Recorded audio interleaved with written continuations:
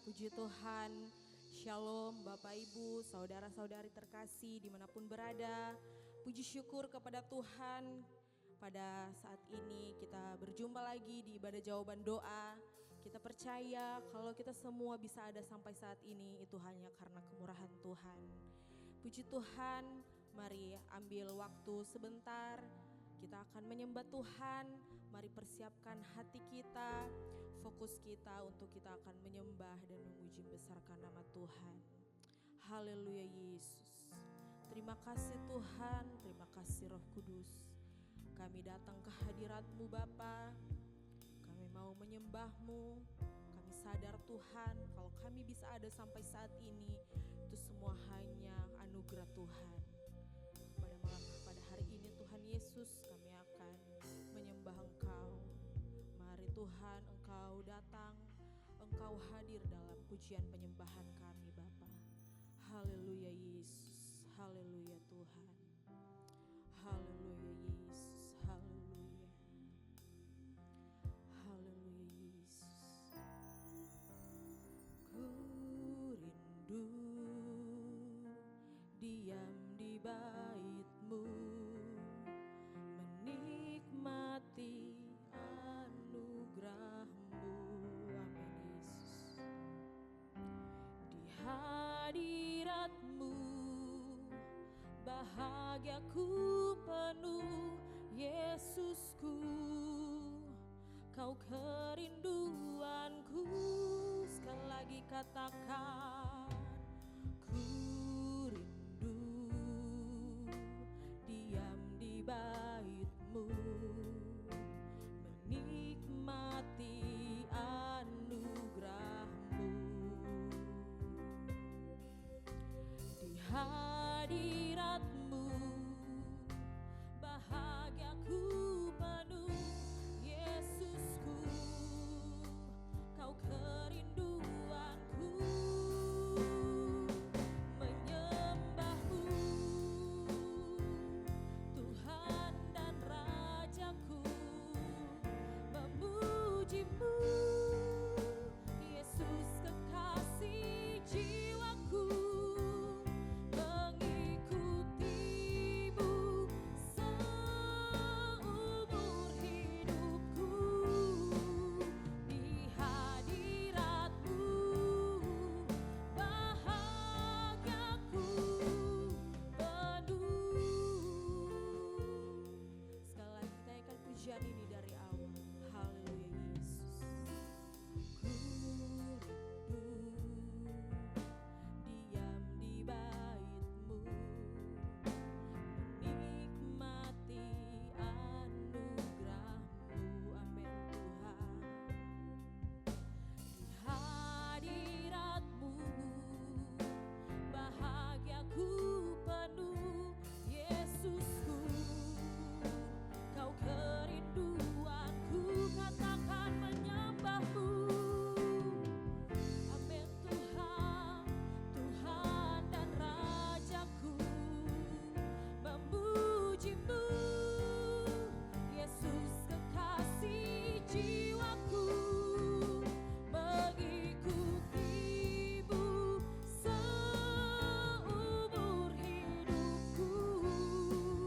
Di hadirat-Mu bahagiaku penuh. Katakan menyembah-Mu, menyembah-Mu Tuhan dan Rajaku, memuji-Mu Yesus kekasih jiwaku, mengikuti-Mu seumur hidupku. Di hadirat-Mu bahagiaku penuh. Mari katakan menyembah-Mu.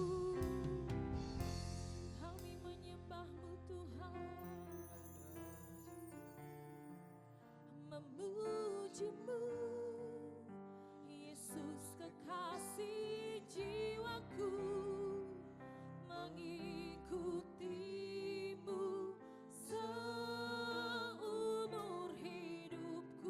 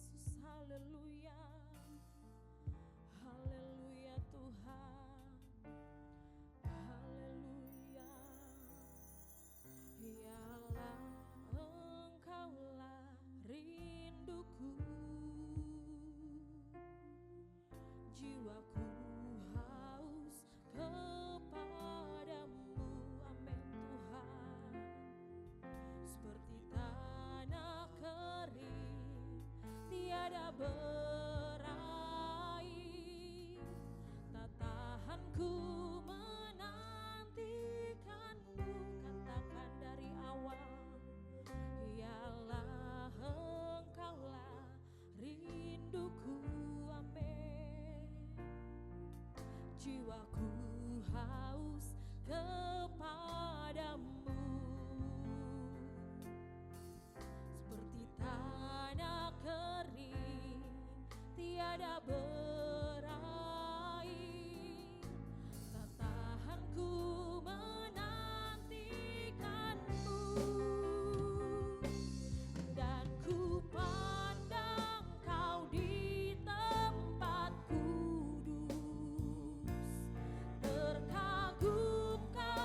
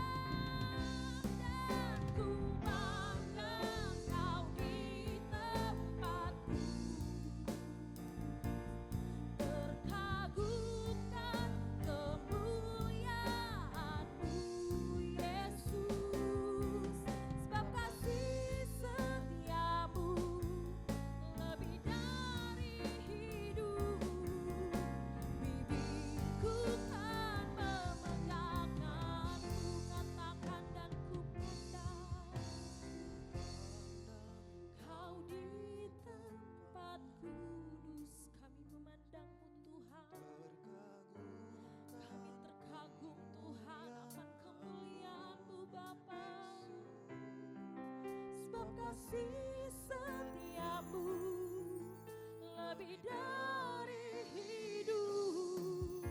Bibirku kan memegangkanmu dan ku pandang kau di tempat duduk. Berkagumkan kemuliaan-Mu, Yesus, sebab kasih setiamu lebih dari hidup. Bibirku kan memegangkan-Mu, sebab kasih setiamu, sebab kasih setiamu lebih dari hidup. Bibirku kan memegangkan-Mu, katakan sebab kasih setiamu lebih dari hidup. Bibirku kan memegangkan-Mu, katakan satu yang ku rindu. Satu yang ku rindu, bersekutu denganmu, bawaku lebih lagi, tinggal di dalammu, nikmati hadiratmu, jamahlah seluruh hidupku. Urapanmu mengubah hidupku, satu yang ku rindu, satu yang ku rindu. Ini kerinduan kami Tuhan, bawaku lebih lagi, tinggal di dalammu, nikmati hadiratmu, jamahlah seluruh hidupku. Urapanmu mengubah hidupku. Mari saudara katakan dengan iman. Satu yang ku rindu. Ini kerinduan kami Tuhan. Tinggal di dalammu, nikmati hadiratmu, jamahlah seluruh hidupku. Urapanmu, sekali lagi katakan satu yang ku rindu. Bersekutu denganmu, bawaku lebih lagi, tinggal di dalammu, nikmati hadiratmu, jamahlah seluruh hidupku. Urapanmu mengubah hidupku, amin, haleluya. Satu yang ku rindu, bersekutu denganmu, bawaku lebih lagi, tinggal di dalammu, nikmati hadiratmu, jamahlah seluruh hidupku. Urapanmu mengubah hidupku, urapanmu Tuhan. Urapanmu mengubah hidupku, kuasamu, kuasamu mengubah hidupku. Haleluya Yesus, haleluya Tuhan. Ini kerinduan kami Bapa, untuk tetap tinggal di hadirat-Mu. Haleluya, terima kasih Tuhan. Glory, haleluya. Haleluya Tuhan. Haleluya. Haleluya Yesus, haleluya. Engkaulah satu-satunya jawaban doa.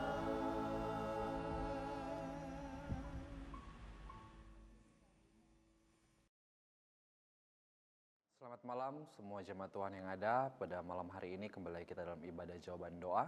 Setelah kita memuji dan menyembah Tuhan, saat yang indah ini kita mau bersama-sama belajar, merenungkan, mengerti apa yang menjadi kehendak Tuhan dalam setiap kehidupan kita, apa yang menyenangkan hati Tuhan.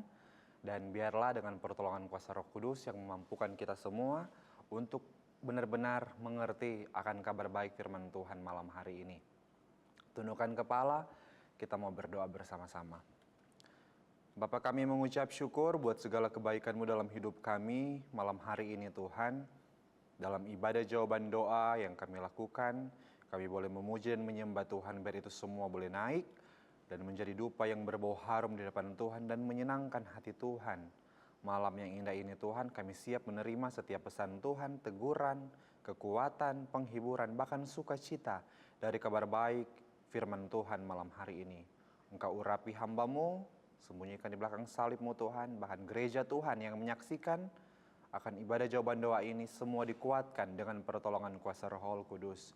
Terima kasih Tuhan Yesus yang baik, layakkan kehidupan kami untuk menikmati akan setiap kabar baik firman Tuhan malam hari ini. Di dalam nama Yesus kami berdoa, haleluya, amin. Puji Tuhan,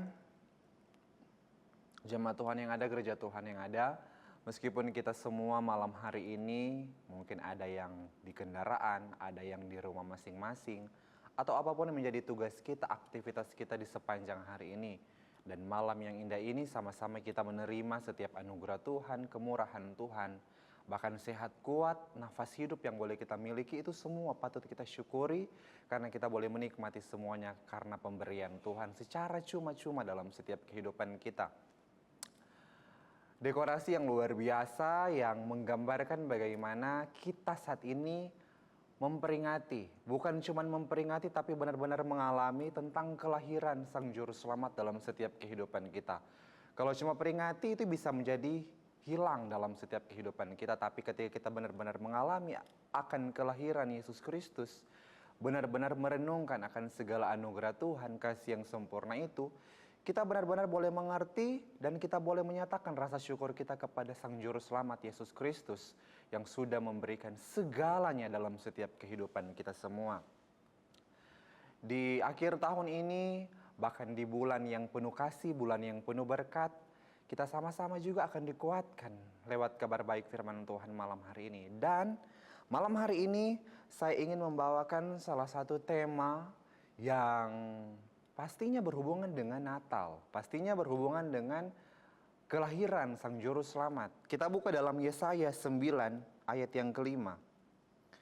Kitab Yesaya 9 ayat yang kelima, saya bacakan untuk semua yang menyaksikan gereja Tuhan malam hari ini.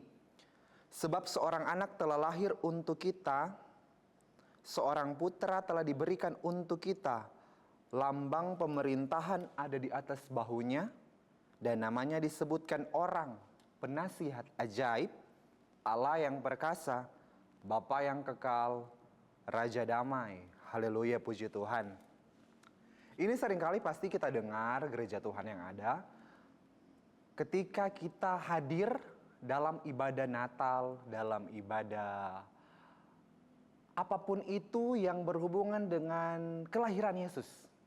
Pastinya, mau itu di wadah, mau itu di komisi-komisi, atau apapun itu yang ada ibadah tentang Natal, pasti ada salah satu ayat ini yang dibawakan. Entah pembacaan nubuatan atau tentang tema khotbah, pasti ini ayat selalu familiar bagi semua orang Kristen, umat yang percaya kepada Tuhan dalam merayakan ibadah Natal.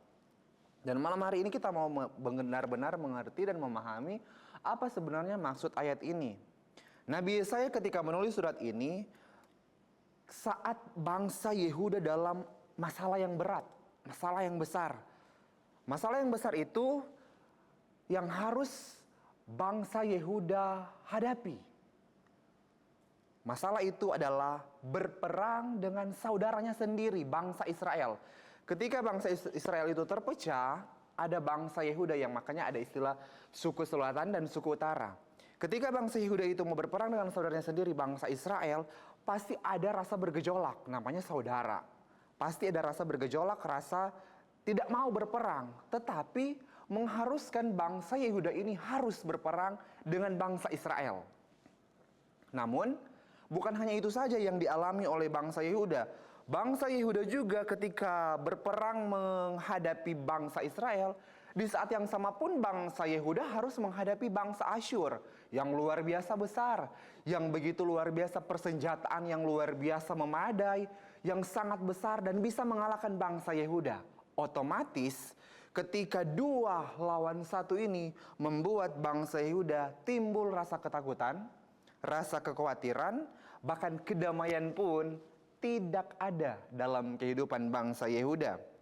Namun, ketika rasa itu datang, ketakutan, kekhawatiran, kecemasan, bahkan ketidakdamaian itu muncul dalam kehidupan bangsa Yehuda, puji Tuhannya ada salah satu orang yang diutus Tuhan, Nabi Yesaya, datang kepada bangsa Yehuda dengan menubuatkan bahwa ada seorang anak yang akan lahir untuk memberikan kebebasan, memerintah, dan memberikan kebebasan kemenangan bagi bangsa Yehuda.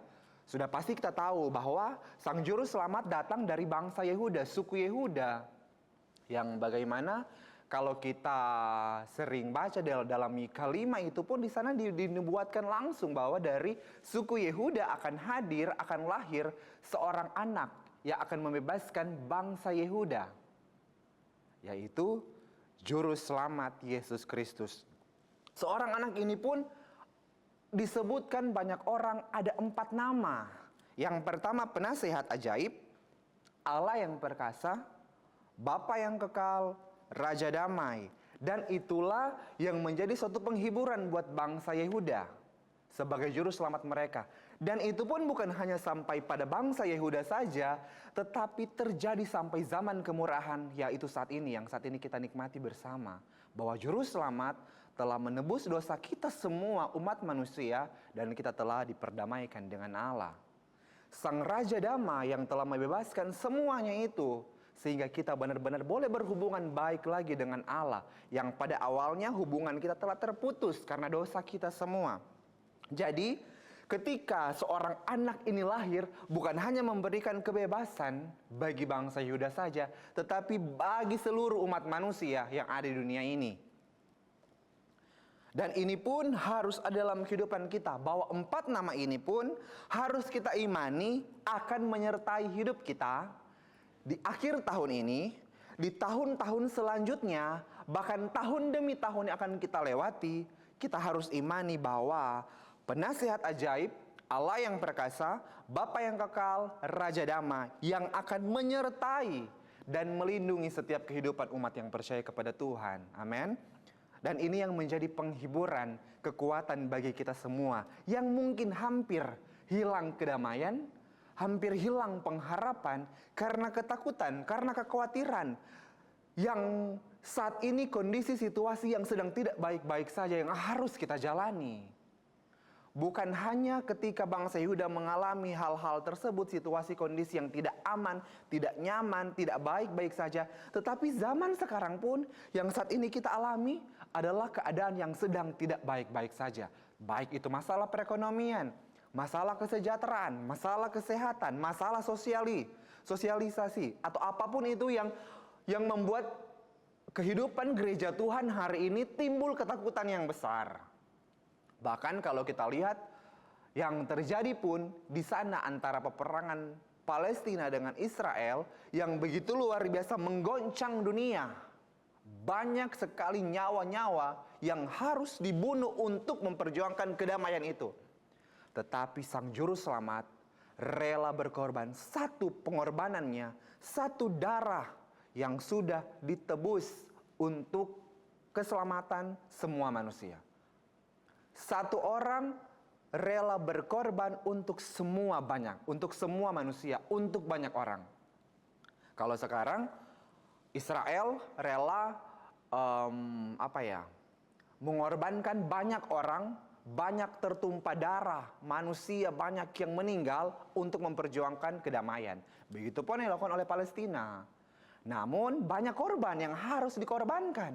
Tetapi Yesus ketika Yesus datang ke dunia, hanya satu orang yang dikorbankan, yaitu anaknya Tuhan Yesus Kristus sendiri yang harus menderita, yang harus dikorbankan untuk menebus dosa manusia, untuk memperjuangkan kedamaian. Kedamaian antara siapa? Antara manusia dengan Allah.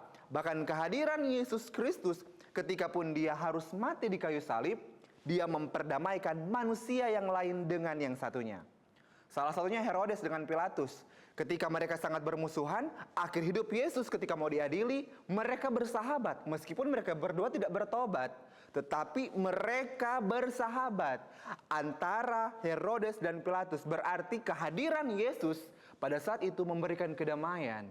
Bukan hanya saat orang-orang yang percaya kepada Yesus saja, orang-orang pun yang tidak percaya kepada Yesus diberikan kedamaian. Dan itu harus kita syukuri dan nikmati bersama. Puji Tuhan.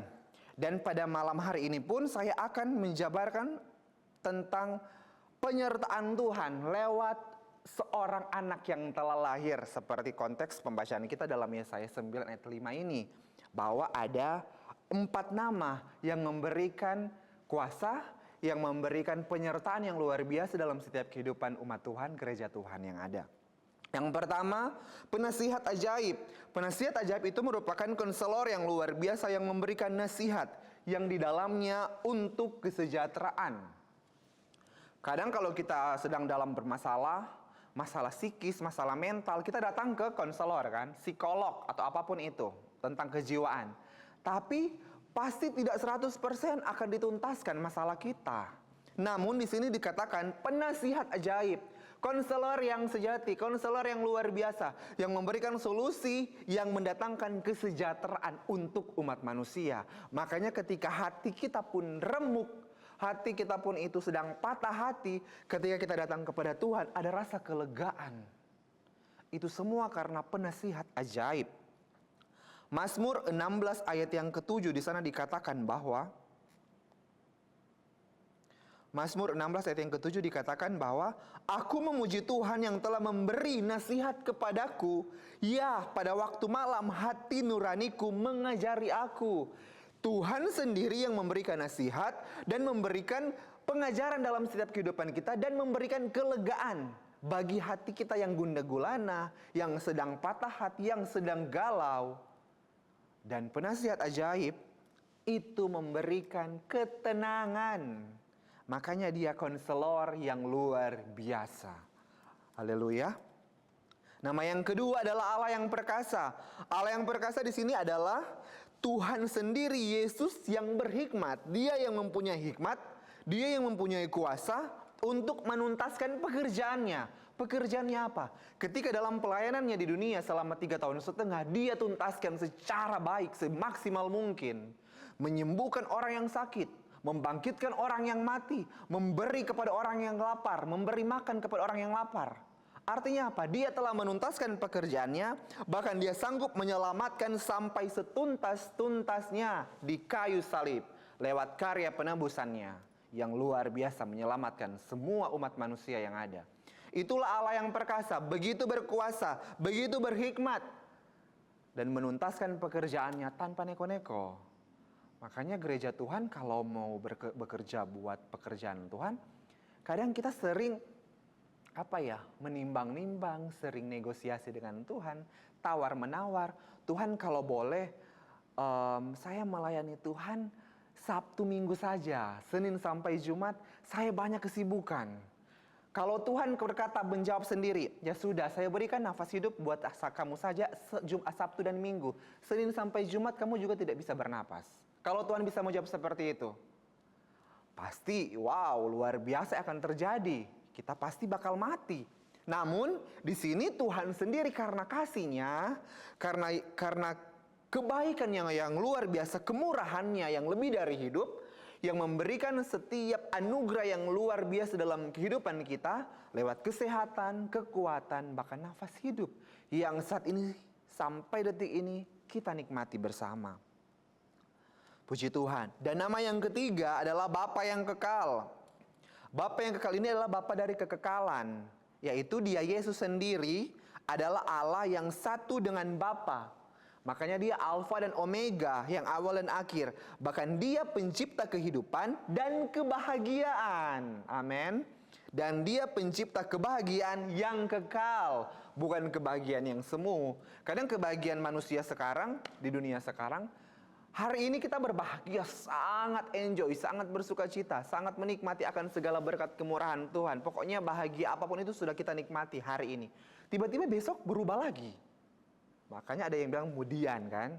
Kadang hari ini dialah sangat-sangat senang. Tiba-tiba besoknya udah bersedih lagi. Karena kebahagiaan di dunia ini adalah kebahagiaan yang semu, kebahagiaan yang sementara. Namun Bapa yang kekal ini adalah Dia, Yesus, pencipta kehidupan dan kebahagiaan yang kekal. Dan Dia Bapa dari yang akan datang. Makanya Yohanes 1 ayat 10 mengatakan,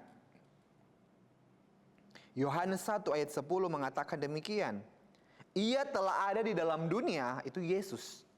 Dan dunia dijadikan olehnya, tetapi dunia tidak mengenalnya. Yesus sudah ada sebelum dunia ini dijadikan. Makanya Dia adalah Bapa yang kekal. Amin. Jadi ketika Bapa yang kekal ini pun menyatakan akan kehadirannya dalam kehidupan kita semua, Dia memberikan kepada kita kebahagiaan yang kekal. Haleluya. Dan nama yang keempat, nama yang terakhir adalah Raja Damai. Ini yang menjadi tema kita, yang menjadi pokok pembahasan kita di Natal. Kalau Natal itu identik dengan kedamaian, sukacita, pastinya. Karena apa? Walaupun kita tidak punya baju baru, tidak punya kue Natal, tapi kalau kita punya sukacita dan damai sejahtera, pasti itu kita bisa rasakan, kita bisa nikmati itu Natal yang luar biasa daripada Tuhan. Makanya Raja Damai ini, nama yang keempat ini, artinya Sar Shalom, atau adalah seseorang yang hadir untuk menghancurkan, untuk menyingkirkan semua hal-hal yang menghambat perdamaian dan kedamaian. Berarti Raja Damai ini atau Sar Shalom ini adalah seseorang yang hadir untuk menghancurkan, untuk menyingkirkan semua hal-hal, apapun itu yang mungkin menghambat akan tentang pendamaian, tentang kedamaian, itu akan dihancurkan. Siapa yang menghalangi? Siapa yang menghambat tentang kedamaian dan pendamaian itu? Ya pasti iblis, ya pasti setan. Orang-orang yang dekat dengan iblis, mereka yang akan menghambat kedamaian itu. Makanya Sang Raja Damai atau Sar Shalom ini, Dia sendiri datang hadir untuk menghancurkan dan menyingkirkan semua hal-hal itu. Sehingga kedamaian dan perdamaian terjadi untuk kita semua dan menjamin kehidupan yang kekal dalam setiap kehidupan orang yang percaya kepada Yesus Kristus, Sang Raja Damai.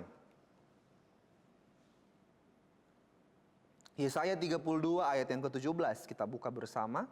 Yesaya 32. Yesaya 30 ayat yang ke-17, di sana dikatakan demikian, di mana ada kebenaran, di situ akan tumbuh damai sejahtera. Dan akibat kebenaran ialah ketenangan dan ketentraman untuk selama-lamanya. Amin. Berarti di dalam kedamaian itu, di dalam kebenaran itu ada kedamaian dan kesejahteraan. Di dalam kebenaran itu ada tumbuh damai sejahtera. Siapa itu kebenaran sehingga dia menumbuhkan kedamaian dan kesejahteraan? Kita buka dalam Yohanes 14 ayat 6. Yohanes 14 ayat yang ke-6. Di sana dikatakan demikian, bahwa kata Yesus kepadanya, "Akulah jalan dan kebenaran dan hidup." Berarti Yesus sendiri adalah kebenaran itu. Dan ketika Yesus menyatakan bahwa Dia adalah kebenaran, berarti di dalam Yesus ada damai sejahtera. Seperti yang dikatakan dalam Yesaya 32 ayat yang ke-17 tadi, yang sudah kita bacakan. Berarti dalam kebenaran, di dalam Yesus itu sendiri ada damai sejahtera, ada ketentraman, ada ketenangan, bahkan ada keamanan yang diberikan Yesus dalam setiap kehidupan orang yang percaya kepada Tuhan. Dari semua yang sudah kita terima, bahwa di dalamnya ternyata Yesus sendiri yang memberikan damai sejahtera dalam kehidupan kita. Bahkan Allah sendiri juga yang berinisiatif untuk memperdamaikan hidup kita lewat penebusan Yesus Kristus di kayu salib. Apa yang seharusnya kita lakukan?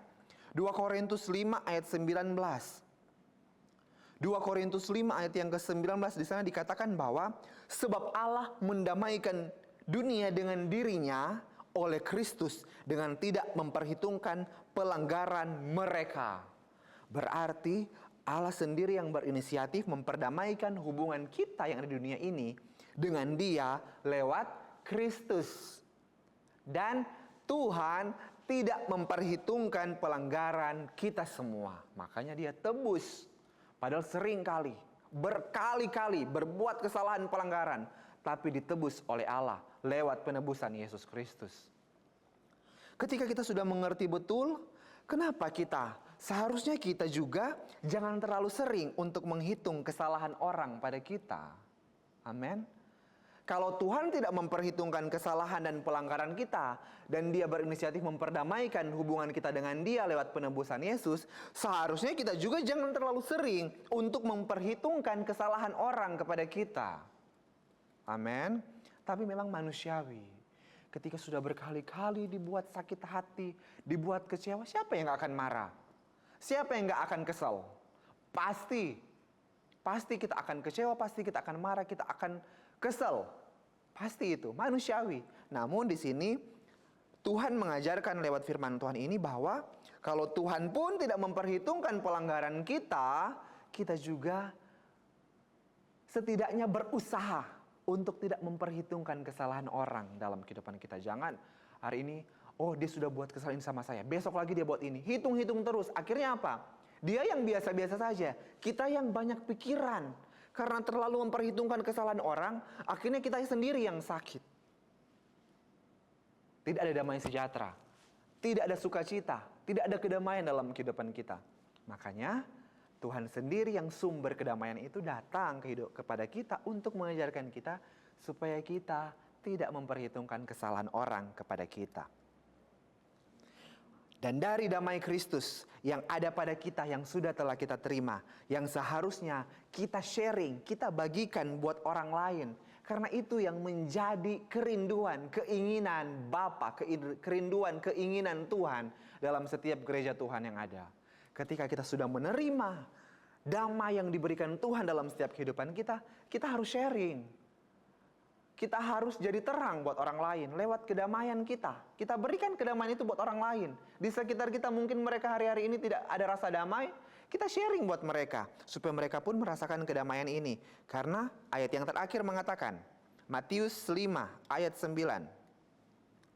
Matius 5 ayat yang ke-9 di sana dikatakan bahwa berbahagialah orang yang membawa damai karena mereka akan disebut anak-anak Allah. Kalau kita mau disebut anak-anak Allah, pewaris kerajaan sorga, kita harus membawa damai untuk orang-orang di sekitar kita. Amin.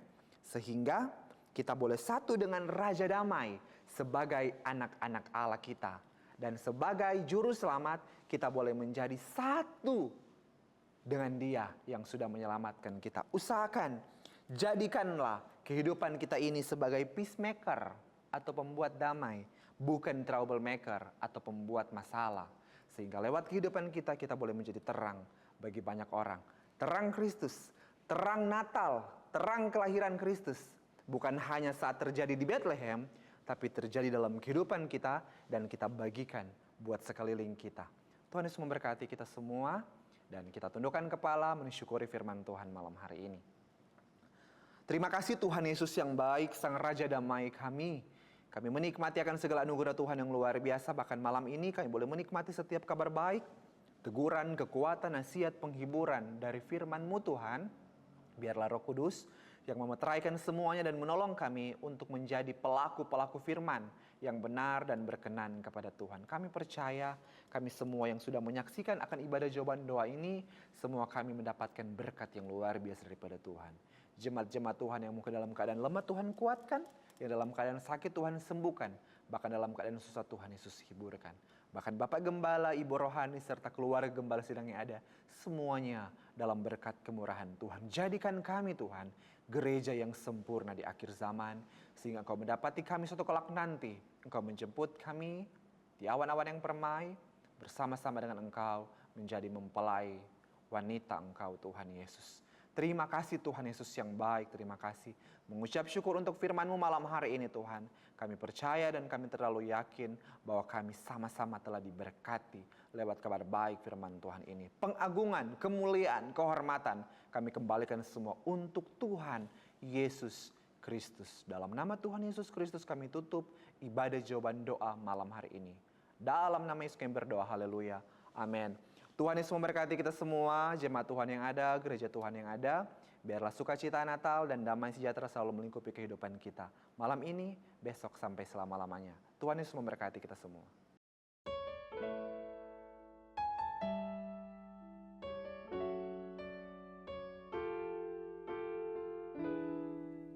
Ketika ku lemah dan tak berdaya,